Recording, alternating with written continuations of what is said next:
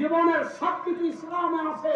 যদি কেউ মনে করে ইসলাম শুধু নামাজের নাম, ইসলাম শুধু রোজার নাম, ইসলাম শুধু হাত বাঁধার নাম, ইসলাম শুধু আমিন জুড়ে বলার নাম, ইসলাম শুধু তারাবি 1 রাকাত না 20 রাকাত এটা নিয়ে বন্ধ করার নাম, রাষ্ট্রে ইসলাম বিরোধী আইন হলে কথা বলে না, সংবিধানে ইসলাম বিরোধী কিছু হলে কথা বলে না, শিক্ষা ব্যবস্থায় নাস্তিকতা ঢুকলে কথা বলে না, ফিলিস্তিনের মুসলিম মুসলমানের পক্ষে যারা কথা বলতে পারে না, এই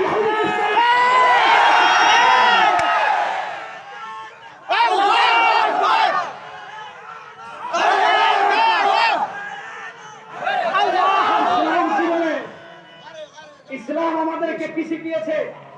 ইসলাম আমাদেরকে শিখিয়েছে আয়ান কুসুদ্দিন ওয়া আনা হাইয়ুন।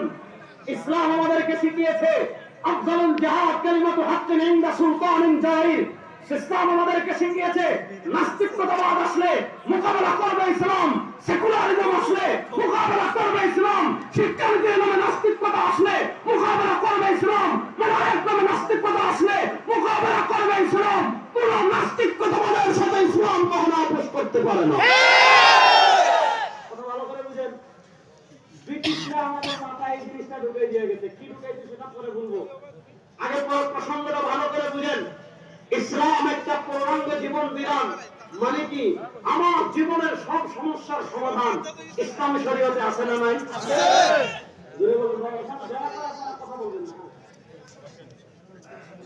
আমাদের জীবনের সব সমস্যার সমাধান ইসলামী শরীয়তে আছে না নাই? এবার মূল কথা আছে, ভালো করে বুঝবেন।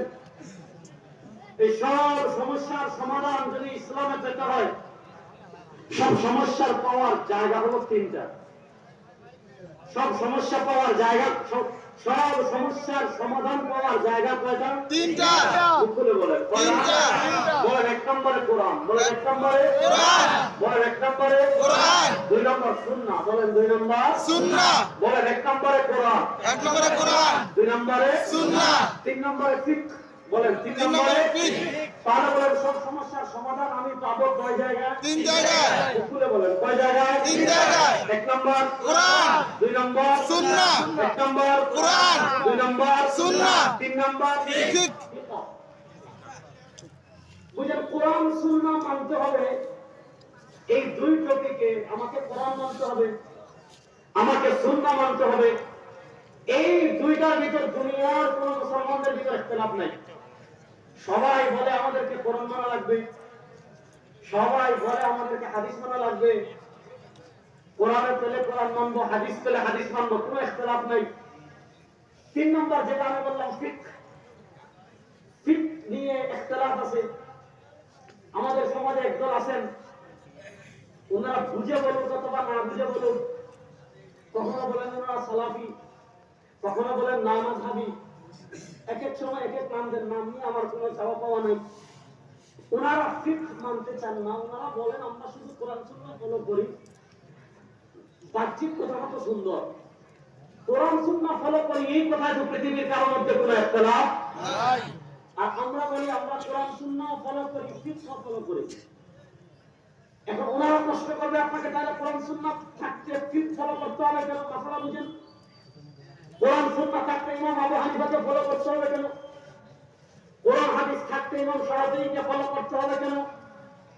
কোরআন হাদিস থাকতে ইমাম আহমদ ইবনে হাম্বলকে ফলো করতে হবে কেন?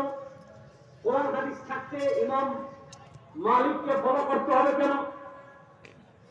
বাহ্যিকভাবে প্রশ্নটা খুব সুন্দর, বাহ্যিকভাবে প্রশ্নটা দ্বারা সাধারণ মানুষ প্রভাবিত হয়ে যায়।